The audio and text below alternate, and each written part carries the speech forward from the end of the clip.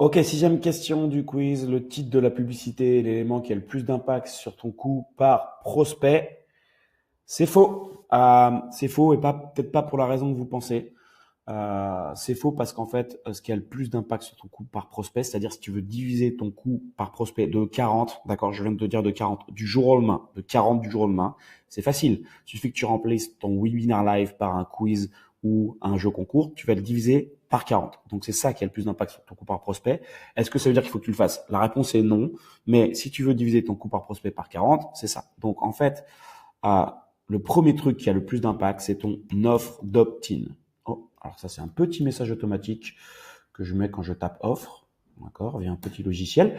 Donc, c'est pas ce que je voulais vous montrer, mais c'est off d'opt-in, d'accord? Off opt-in. Ok, c'est ça qui a le plus d'impact sur ton coût par lead. Donc là, tu peux carrément le diviser par 40. En fait, le type d'opt-in que tu fais, que ce soit un e-book, une VSL, un webinar live, etc., etc., fait qu'en fait, tes profits vont être, et ton coût par lead vont être complètement différents. Et je vais te donner un exemple très, très simple. Ici, tu as tes opt-in, d'accord? Donc, tes différents types d'opt-in. Tu peux faire un quiz, d'accord? Tu peux faire un e-book, on va dire, tu peux faire une VSL, tu peux faire un webi enregistré, tu peux faire un webi live, on va dire, tu peux faire un défi 5 jours, d'accord?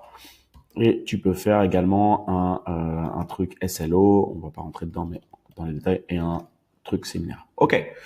Ça, c'est les différents à peu près types d'opt-in que tu peux utiliser pour obtenir de la data sur tes prospects. Qu'est-ce qui va se passer en termes de coût par lead? En termes de coût par lead, il va falloir que tu comprennes quelque chose. Ton coût par lead va augmenter en fonction de ton offre. Et ton offre, c'est pas ton offre de coaching ou quoi, c'est ton offre en fait d'opt-in. Ton offre d'opt-in est une offre, d'accord? Parce que eux, ils vont payer avec leur temps. Donc c'est une offre. OK? On peut dire que ça, c'est le facteur numéro un qui rentre en compte lorsque tu parles de coût par lead. OK? Donc si tu veux diviser par 20, je parle par 20, hein, ton coût par lead, tu changes ton opt-in. C'est pour ça qu'il y a des gens qui se permettent de mettre des coûts par lead à 1 euro, à 50 centimes. J'ai une cliente, d'accord, qui avec un jeu concours ici a eu des coûts par lead à 8 centimes. 8 centimes. Jeu concours. 8 centimes le lead. D'accord? Donc là, tu es plutôt à 0,8, d'accord? Pour une niche particulière, d'accord? On va mettre le Make Money par exemple. Webi Live, tu es plutôt à, on va dire, 12 euros, ok, par ici, ok? Séminaire, tu es plutôt à, allez, on va dire 30 balles, ok? Donc en fait, moins ton lead magnet ici va prendre de l'énergie aux gens, d'accord? Moins ça va leur prendre de temps, plus ça va être facile et attractif pour eux, et plus en fait ton coût par lead va être bas, ok? Mais ce que tu veux, toi, c'est pas avoir les coûts par lead les plus bas possible. Et c'est pour ça qu'il y a vraiment une incompréhension. C'est, tu veux pas avoir les coûts par lead les plus bas possible. Ce que tu veux, c'est avoir les profits les plus hauts possibles et le nombre de ventes les plus hauts possible. Et là, en fait, ça va aller dans ce sens-là. C'est-à-dire que là, en fait, tu vas avoir ton coût par client qui va être 10 fois moins élevé. Ici, coût par client 10 fois moins élevé que là. OK? 10 fois moins. Donc, ça veut dire que là, tu vas avoir 20 ou 30 ou 40 ou 100 fois moins de leads, mais là, en fait, tu vas quand même avoir un coût d'acquisition client qui va être 10 fois moins important que là. Et pourquoi? Parce qu'en fait, ce que tu achètes avec le séminaire, avec le défi 5 jours et avec le Webi Live, c'est l'attention des gens. Tu achètes l'attention des gens. Quand tu es un séminaire, tu vas être pendant 3 jours ou 4 jours avec les personnes et tu vas les pitcher 8 heures par jour. Quand tu as quand tu un défi 5 jours, ça va être 5 jours, 5 fois 1h30 où tu vas avoir l'attention des gens pendant 1h30 fois 5. Un Webi Live, c'est 1h30 en live avec toi. Un e-book, c'est 3 minutes, d'accord, parce qu'ils vont le lire en diagonale quand ils le lisent, d'accord, parce que même si les gens ils téléchargent un e-book, il y en a que 1 sur 5 qui va lire et sur les 1 sur 5, ils vont le lire en 2 minutes. Donc, tu as 2 minutes d'ascension tous les 5 personnes. C'est naze. Et un quiz, tu fais à peu près que dalle. Un jeu concours, les gens, ils sont même pas là pour les bonnes raisons. Ils sont là pour gagner un truc, d'accord? Ils sont pas là pour chercher à apprendre, etc., etc. Donc, en fait, ce que tu veux, c'est l'attention des gens parce que en fait, les profits que tu vas faire et les ventes que tu vas faire, et là, écoute bien ce que je vais te dire là, les ventes et les profits que tu vas faire, en fait, sont proportionnels au temps que les gens ont passé avec toi et à la qualité de ce que tu vas dire. D'accord? Plus les gens passent de temps avec toi, plus tu les nurtures. D'accord?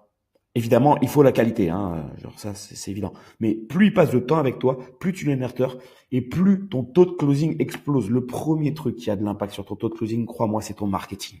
Si les gens, ils arrivent, ils voient une publicité, d'accord? Donc, ils regardent une publicité pendant 10 secondes, ils arrivent avec toi en call, c'est simple. Les trucs que tu vas avoir à la call, c'est je vais réfléchir, c'est trop cher, etc., etc. Si les mecs, ils sont tapés 2 fois 2 heures ou 5 jours avec toi, je peux t'assurer qu'à la fin, c'est pas du closing que tu fais, c'est du conseil. D'accord? Parce que tu as juste à leur dire, OK, le bordereau est là, tu réponds une ou deux croyances limitantes, le bordereau est là, inscrivez-vous, c'est terminé. Je vais te raconter un petit exemple de comment est-ce que je me suis fait closer deux années de suite à 30 000 euros dans une salle où en fait, il y avait 30 personnes, il y a 15 mecs qui ont signé. D'accord? C'était à Paris, c'était pendant 2 jours et le mec, il nous a donné tellement de valeur. Pour te dire, le gars, il s'appelle Julien Musi. Il nous a donné tellement de valeur pendant les 2 jours qu'à la fin, en fait, il nous a pas pitché séparément. Il a fait son offre, il a dit, c'est 30 000, c'est aujourd'hui, c'est maintenant, allez-y, mettez votre carte bancaire, c'est là. Il y a la moitié de la salle qui a signé. 15 mecs à 30 000 balles. Ça ne peut pas arriver avec une publicité quiz, un truc e-book, même une VSL. Ça arrive parce que en séminaire, tu peux donner tellement de valeur qu'en fait, les gens ont tellement confiance en toi que derrière, ici. Donc, en fait, c'est à toi de savoir ce que tu veux faire. Est-ce que tu veux privilégier ton ROAS, d'accord, ton retour sur investissement? Dans ces cas-là, il faut que tu fasses des trucs qui sont vers le bas, d'accord, qui te demandent beaucoup d'énergie toi, mais qui nurture énormément tes prospects, qui va te donner des coups par lead plus haut, ok.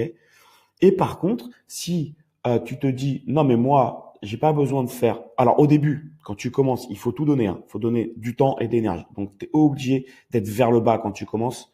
Parce que si tu commences directement avec un quiz et un e-book, ce qui va se passer, c'est que tu vas avoir des leads qui sont pas qualifiés, qui vont avoir tout le temps les mêmes interrogations. Tu vas faire plein d'entretiens de vente peut-être, et encore même pas sûr. Mais derrière, en fait, les mecs sont sous-qualifiés parce que tu seras pas passé par cette étape où les gens ont vu beaucoup de contenu et sont rassurés par rapport à ce que tu fais. D'accord? Donc, c'est le premier truc. J'espère que tu comprends que tu peux avoir des coups par lead à 8 centimes ici, mais que ça te rapportera rien. D'accord? Et que tu peux avoir des coups par lead à 30 balles ici, mais que tu peux faire fortune avec ça. Donc, tout dépend par rapport à qu'est-ce que tu privilégies aujourd'hui dans ton business. Si tu as déjà beaucoup de thunes et qu'en fait, tu as envie d'automatiser plus le truc, bah là, dans ces cas-là, tu vas vers le haut, tu vas plus vers une VSL, un e-book, etc., etc. Tu seras plus automatisé. Par contre, ton retour sur investissement va largement baisser.